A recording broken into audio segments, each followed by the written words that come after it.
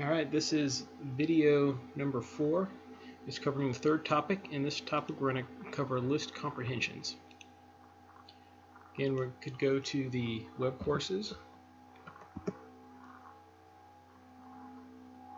Go to our class, scroll down to files, Python tutorial, and go ahead and download list comprehensions and drop that file into the notebook section of your IPython notebook or Jupyter notebook. And this is what you should see. So list comprehensions and functional programming concepts. So a list comprehension is a construct that allows sequences to be built from other sequences. So that we're basically building data from for loops or some other method that's going to iterate over something. First thing we're going to learn is this new method called range. You give a range and you put some number inside there. And if I go ahead and click on that and I hit Control Enter, you see it creates a object called range that goes from 0 to 100. But in this case, it's just like the for loops that we talked about last week, our last video, and it's inclusive of the first number, exclusive of the second. And the range method, actually, that's if you pass in one argument.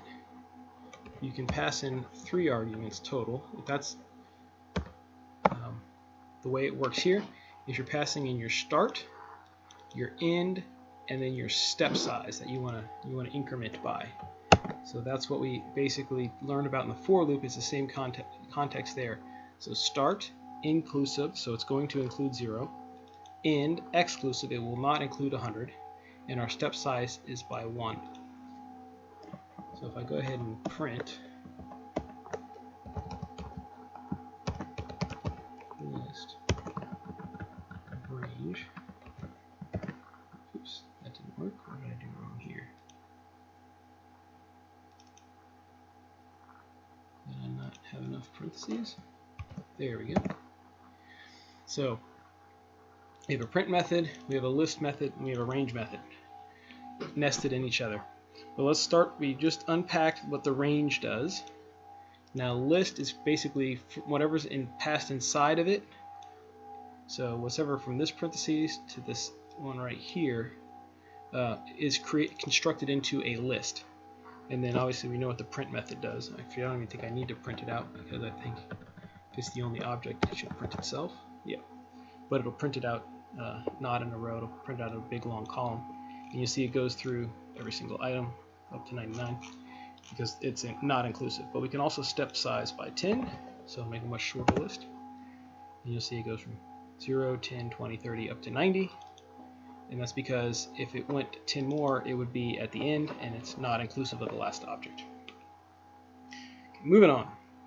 So squares, we're creating an object here. We're defining it as an empty list. Open and close brackets right there creates an empty list. And now we're creating a for loop, and we just saw what the range of 100 does. It creates a list of objects from 0 to 100, and then each time through it's going to go through all those 100 objects and assigning the value x to each one of those. And then we're going to append to our empty list the square of x. So this is going to print out the squares from 0 to 99. There you go. So that's a list of squares starting at 0, ending at 99 squared. Now that's the syntax you'll see in most programming languages. You have a for loop, and then you'll have an inner side of the loop, which is called the body of the for loop, and then outside the body is just our print statement here. So our for loop, the body of the for loop, and then a print. We can do this exact same thing with list comprehensions, which is just a shorthand of the same syntax you see above. This syntax is the same thing, but it's in a different structure. So let's try to explain that structure a little bit. We're creating a new variable called squares2. We're assigning it a list because we have the square bracket, right? So we open and close with a square bracket. The first thing in our list comprehension is the output. The second thing is our looping variable, And the third thing, which is actually blank in this, is our conditional statement. So we're missing a Boolean statement that checks for something, right? So I could do something like if x is not equal to 0. And if we did that, and I run it through, you'll see that it does not output 0 squared like it did up here, because this is our conditional statement. That what happens is it's going to loop through here. It's going to check the condition if it's true. If it's not, then it just continues to the next object in the range. If it is true, in this case, anything that's not equal to 0 is true. It'll come up here and square it and output that into our variable squares 2. So that's the syntax for list comprehensions. And the syntax is similar for most comprehensions besides just list. So we'll go over a couple more of those in a second.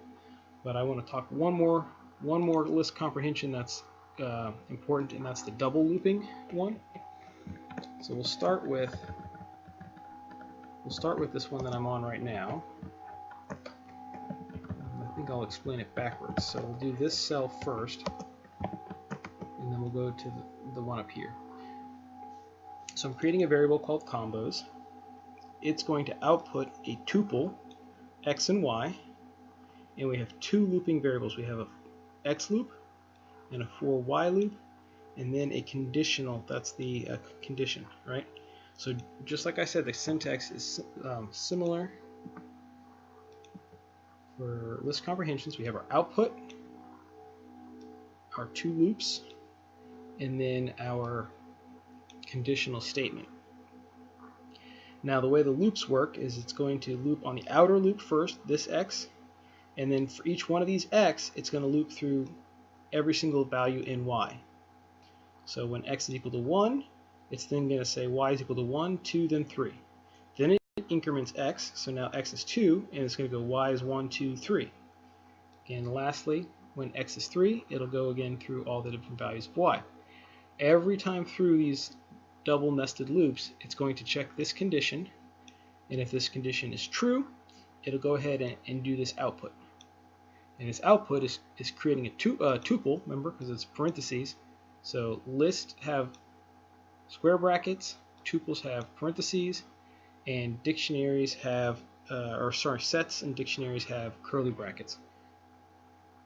And then we're assigning it again to our combos variable. So let's go ahead and output that. And you see we have the whole thing as a list, but the items inside the list are tuples, or pairs. And then up here is the exact same, and this is how you do it in most other programming languages. You'd have your outer loop, your x, your inner loop, y. You have your conditional statement inside the nested loop, and then you would output if it passes the condition. So this gives you the exact same outputs for these two sets of code, but this code is much more concise when you use list comprehensions. While it's hard to read, but once you understand it, it's much more concise and much easier to generate data this way. Dictionary comprehensions, we're using the set notation, so the curly brackets here. And we'll start up this cell here. We have a string. We learned about strings, I think, in one of the first videos. And that's just a starts with parentheses, quotes, and ends with quotes. In fact, let's go ahead and create a string here a different way. What's that, right? Print string. Oops. Okay, no, that's right, yeah. I guess stir is a keyword. Let's do stir test.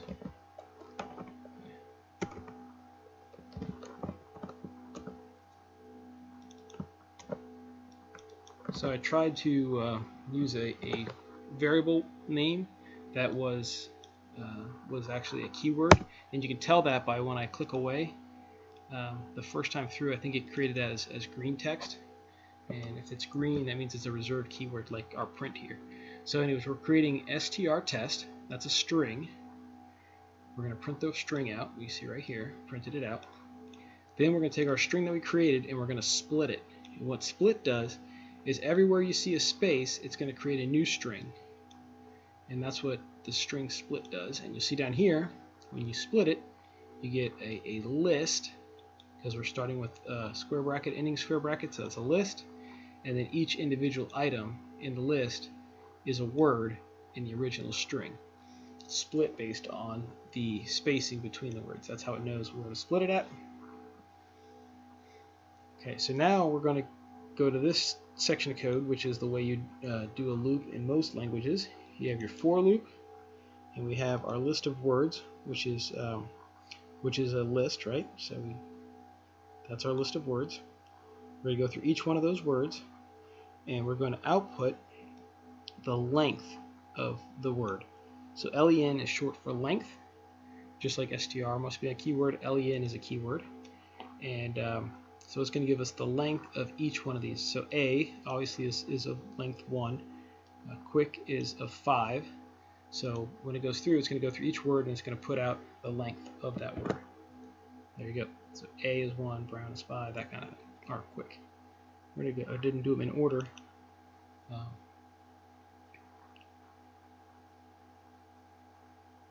guess I did it alphabetical. So that's creating a loop and iterating over and getting the length of each one. Now, how do we do that in comprehensions? Same syntax we saw for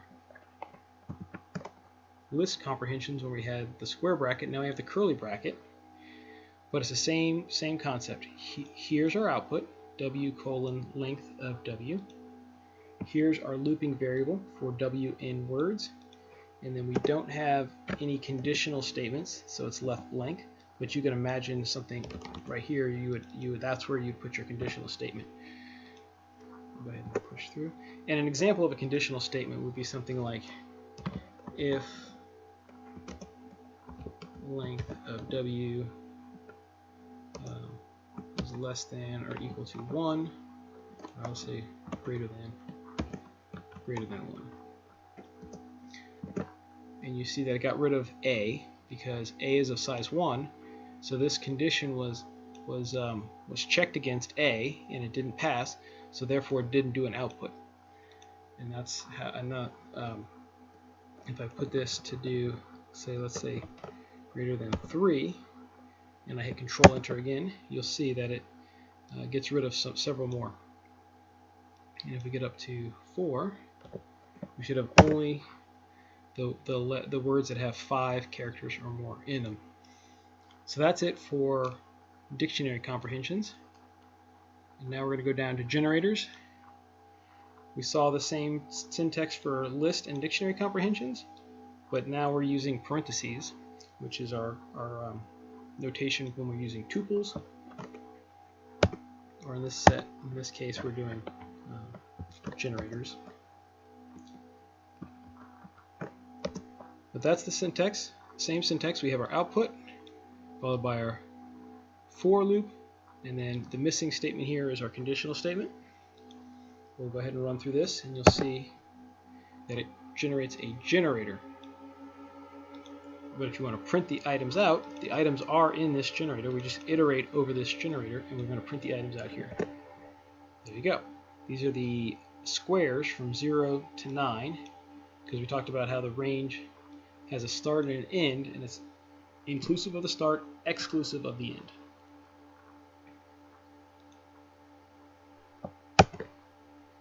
And here we're going to again generate 10 numbers, and now we're going to output it through the method tuple.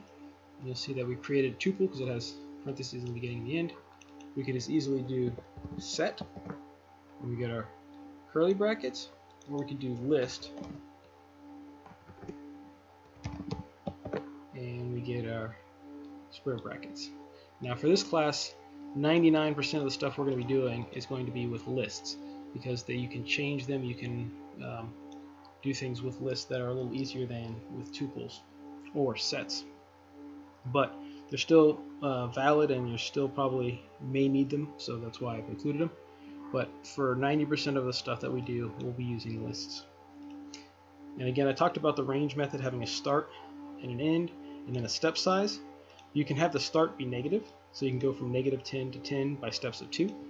And push that into a list, and you'll see that it goes from -10 to 8, because if it added 2 more to 8, you'd get 10, and we don't include the second number.